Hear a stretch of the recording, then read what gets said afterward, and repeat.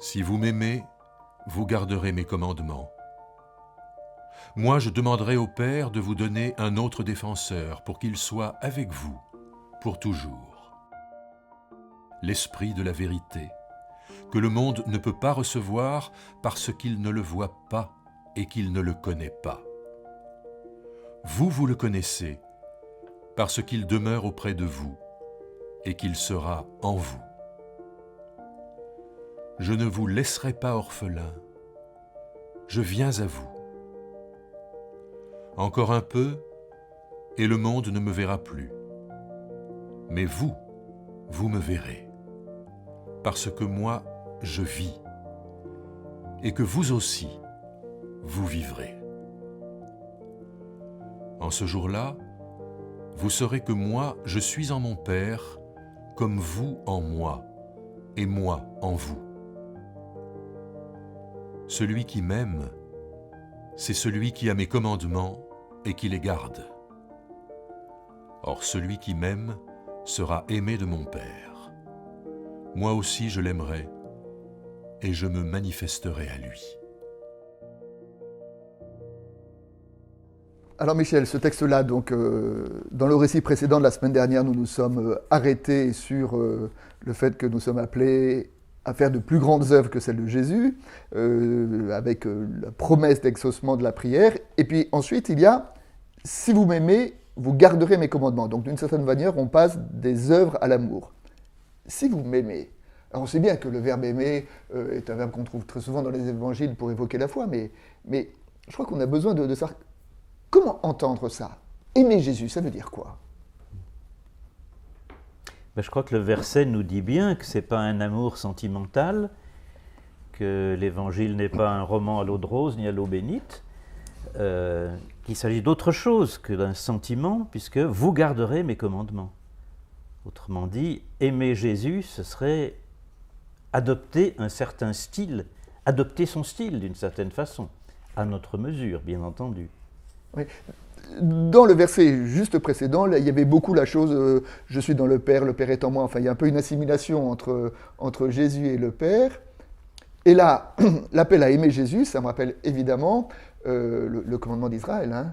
« Écoute Israël, le Seigneur est un, tu aimeras le Seigneur de toute ta personne. » Et donc, moi, ce que j'aime bien dans ce commandement à aimer Jésus, hein, si on le fait référence à ce passage de l'Ancien Testament, écoute Israël, donc aimer c'est d'abord écouter.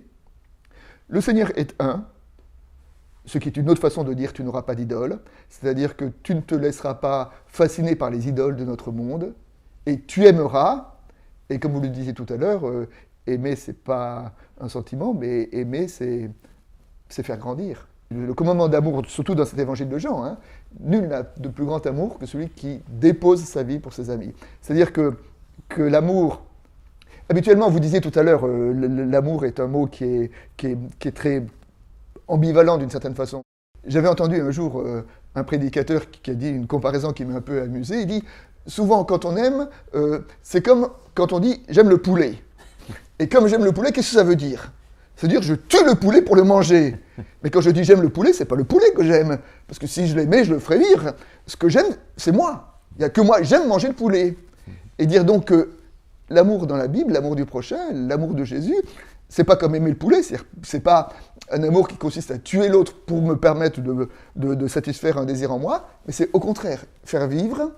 Et donc, quand Jésus appelle ici à l'aimer, eh ben c'est comment est-ce que dans notre fonction ou dans notre rôle de disciple, ben, on permet à l'évangile de vivre. Oui, c'est d'ailleurs ce qu'il y a de tout à fait paradoxal, de tout à fait bizarre dans la parabole du berger. Hein, c'est un curieux berger quand même, ce berger-là. Hein, et au lieu de se nourrir des moutons, il les fait vivre. Hein, il y a une espèce de retournement de perspective qui est très intéressant. Par ailleurs, votre prédicateur, il citait Saint-Augustin. Hein. La différence, c'est que Saint-Augustin ne parlait pas de poulet, mais de grives. Il ne faut pas aimer son prochain comme on aime les grives. Et ben voilà, sauf qu'aujourd'hui, on mange moins de grives que de poulet. Ça doit alors, être ça. Coup, ça doit être ça. Ça doit être ça. Alors, mais poursuivons le texte. Et alors, à cette réponse, d'une certaine façon, à l'amour du Christ et au fait de garder ses commandements, il y a cette promesse. Je demanderai au Père de vous donner un autre défenseur, pour qu'il soit avec vous pour toujours, l'esprit de la vérité. L'esprit de vérité, le défenseur. Défenseur. Alors, voilà, dis-moi, c'est quoi ce défenseur? C'est qui plutôt? Alors, mon épouse m'ayant offert un magnifique logiciel biblique, j'ai pu regarder toutes les traductions possibles de ce verset et j'ai été un peu étonné parce qu'on trouve vraiment, à la place de paraklétos, on trouve toutes sortes de mots. Hein, on trouve avocat, intercesseur, défenseur, consolateur, un autre réconfort, quelqu'un pour vous venir en aide, quelqu'un d'autre pour vous conseiller, etc. Oui, c'est toute l'étendue Voilà. de signification de ce mot paraklétos en grec. Voilà. C'est quoi ce mot de défenseur? J'avoue que ça me gêne un peu. Et j'apprécie bien que finalement la Tob ou la Bible de Jérusalem garde le mot tel quel, le paraclet. Oui, parce que c'est paraklétos en grec. Paraklétos, oui, c'est-à-dire celui qui est appelé près de. Alors c'est vrai que la traduction latine, advocatus, ça donne avocat évidemment, mais est-ce que ça ne nous entraîne pas dans des connotations un peu inquiétantes, hein, Dieu serait un juge redoutable, etc. On va bientôt chanter ensemble Milieu chrétien, c'est l'heure solennelle, etc. Je ne sais pas, là il y a quelque chose qui me gêne un petit peu. Enfin, j'aime mieux finalement les traductions en français courant, hein, quelqu'un pour vous venir en aide, quelqu'un d'autre pour vous conseiller.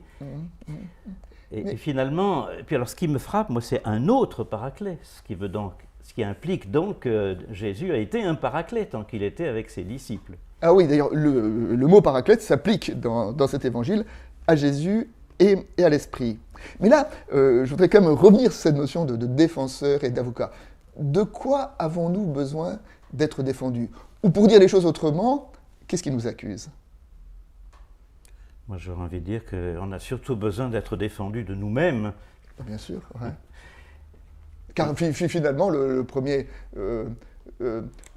avocat qu'on a besoin, c'est par rapport à l'accusation de nous-mêmes. Oui, hein, c'est cette idée de se dire, il y a un verset dans l'épître de Jean, hein, si notre cœur nous accuse, Dieu est plus grand que notre cœur. Oui. Et bien sûr que notre cœur nous accuse, je veux dire, notre cœur nous accuse de ne pas être des bons chrétiens, notre cœur nous accuse de ne pas assez aimer, notre cœur nous accuse de ne pas vivre à la hauteur de ce que nous pensons devoir vivre ou de ce que la société nous renvoie de vivre d'ailleurs, parce que la société aussi nous accuse, hein, la société qui nous dit que on a besoin d'être performant, qu'une vie réussie, c'est une vie qui est fructueuse dans tous les domaines, et ces accusations auraient tendance à nous écraser.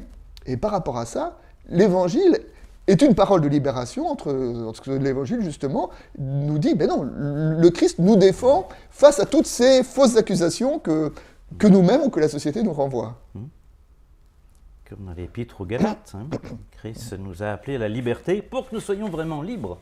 Donc on retrouve cette notion de vérité qui avait traversé le texte que nous avons médité la semaine dernière. L'esprit de vérité, comment entendre aussi de nouveau que ce défenseur soit un esprit de vérité? C'est aussi dans l'évangile de Jean, ça. Hein. La vérité vous rendra libre. Dans cette notion de vérité, moi, d'une certaine manière, ça nous aide aussi à comprendre, parce que le Christ nous a dit la semaine dernière, je suis le chemin, la vérité et la vie, et d'une certaine façon, dans la notion de vérité, hein, dans la philosophie grecque, la vérité, c'est ce qui est caché, c'est ce qui est dévoilé. Hein. Étymologiquement, le mot vérité en grec, c'est aletheia, et aletheia, c'est le a privatif, et l'antanen, qui veut dire caché, donc c'est ce qui est décaché. Hein. Et Platon dit, on a besoin d'ôter tous les voiles qui nous empêchent d'avoir accès à la vérité. Ensuite, il y a une lecture scientifique qui dit la vérité, c'est simplement l'adéquation d'une parole au réel. Comme disaient les scolastiques. Oui. Voilà. Et là, dans l'Évangile, on dit la vérité, ça n'est ni quelque chose qui se dévoile, ni une adéquation au réel, mais c'est le Christ. C'est une personne, c'est un esprit. Il y a le sens grec dont vous parliez. Hein, oui, mais il y a aussi le sens biblique, émettre, c'est la solidité, c'est la confiance. Et donc là, ça nous entraîne un petit peu sur des voies un peu différentes, non? Oui, et puis c'est aussi une sorte de... Enfin, émettre en hébreu, c'est la totalité, hein, parce que la première lettre, c'est le Aleph, qui est la première lettre de l'alphabet, et la dernière lettre, le Tav, c'est la dernière lettre. Donc les gens disent la vérité sont la première, la dernière, et même au milieu, la lettre du milieu. C'est-à-dire qu'il y a une sorte de globalité qui est derrière cette notion de vérité. et qui est représenté ici par le Christ et par l'Esprit. Alors maintenant, poursuivons dans notre lecture, et il y a ce verset où le Christ évoque son départ, et il commence par dire « Je ne vous laisserai pas orphelins, je viens à vous ». Et au moment où dit le Christ part, il dit « Vous ne serez pas orphelins, et je viens à vous ». Alors comment vous entendez cette notion d'orphelin et de Christ qui vient ?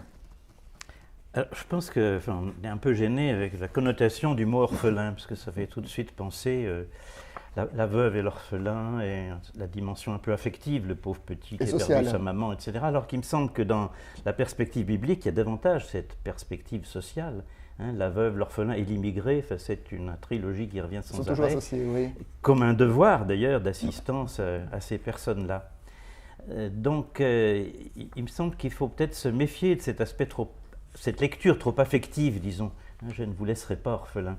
Est-ce que ça ne voudrait pas plutôt dire qu'il va y avoir une espèce de réorganisation de la vie, que le Paraclet va réorganiser autrement la vie des disciples dans leur relation aux autres? C'est en tout cas une question que je me pose. Et cette notion « je ne vous laisserai pas orphelin » est associée à la notion de Jésus qui dit « je viens à vous ». Oui. Et c'est ça qui est très curieux dans ce texte, ce jeu entre le futur et le présent. Oui, parce que le Christ part et il dit « je viens ». Voilà. Donc je pense qu'il y a une façon de le comprendre un peu à court terme, c'est-à-dire Jésus est en train de parler à ses disciples du temps proche où il ne sera plus avec eux, ça c'est le futur, mais il y a peut-être une façon plus profonde de le comprendre, il me semble. Le royaume de Dieu c'est pour demain, mais en même temps c'est déjà là, et donc cette présence du Christ, c'est pas pour demain, c'est pas pour après la mort, mais ça va déjà se manifester dès maintenant. Voilà, alors c'est le grand thème de « je viens ». Je viens. Et souvent on dit le Christ revient, mais dans le Nouveau Testament on dit jamais que le Christ revient. On dit toujours que le Christ vient. Parce que dans le texte revenir, il y a l'idée du retour à l'identique. Alors dans le fait simplement de venir, il y a quelque chose qui est de l'ordre d'une nouveauté irréductible. Enfin, je veux dire, le Christ ne cesse de venir à nous. Oui, c'est un présent. Et ça me rappelle l'Apocalypse, où le dernier verset de la Bible, donc c'est que la grâce soit avec vous. Bon, ça normal, enfin ça s'amène par la grâce, mais juste avant, viens Seigneur Jésus. Viens Seigneur Jésus. Viens. Jésus dit je viens, et le croyant dit viens. Et que d'une certaine façon, la foi, c'est peut-être d'appeler ce Christ qui vient vers nous, qui ne cesse de venir à nous. De lui faire assez confiance pour sentir qu'il vient. Et qu'il vient à chaque moment. Et moi-même, j'associe à cela même la prière. Et dans ma prière, qu'est-ce que je dis ? Je dis, viens Seigneur, viens sur telle situation, viens sur telle peur, que votre cœur ne se trouble pas, viens sur tel nœud, sur tel échec, sur telle maladie, viens. Viens, qui est une réponse à le Seigneur vient de cet évangile. Et au moment de grâce, on fait comme Jacob. Le Seigneur était là et je ne l'avais pas vu, tiens.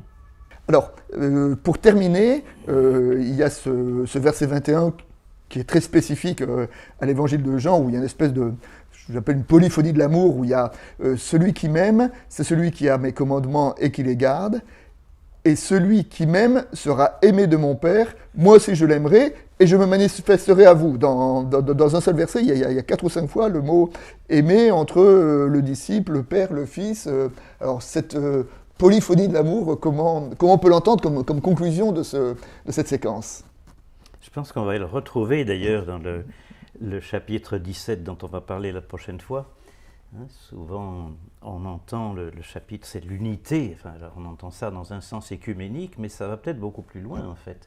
C'est pas l'unité entre les différentes églises et les différentes écoles spirituelles, disons, mais c'est une unité beaucoup plus profonde. C'est l'unité du croyant avec le Christ et par lui avec Dieu. C'est vraiment de la polyphonie, tu as raison. Ouais.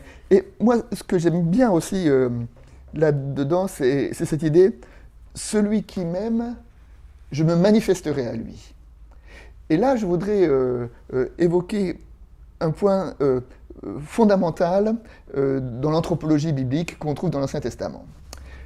Les maîtres disent qu'un des versets les plus importants de l'Ancien Testament, c'est lorsque Dieu donne la loi à Moïse et que Moïse répète la loi au peuple, le peuple répond nous ferons et nous comprendrons. En hébreu, c'est naaseh venishma. Et on dit toujours naaseh venishma, ça veut dire nous ferons et nous comprendrons. Ce qui est l'inverse de notre logique à nous. Notre logique à nous voudrait de dire on comprend, si on comprend, si on est d'accord, on fait. Et là, dans la Bible, on dit non, c'est en faisant qu'on comprend. Nous ferons et nous comprendrons. Et là, c'est la même façon, c'est en aimant le Christ se manifeste à nous. Donc d'une certaine façon, la foi, c'est d'abord une mise en pratique, et c'est en vivant l'Évangile d'une certaine façon qu'on comprend l'Évangile. Hein, c'est que, donc l'Évangile, c'est pas un corps de doctrine avec lequel on est d'accord ou pas d'accord. L'Évangile, c'est une vie, et c'est en le vivant, en l'incarnant, qu'on arrive à habiter et à comprendre le sens profond de ce que le Christ veut essayer de nous transmettre.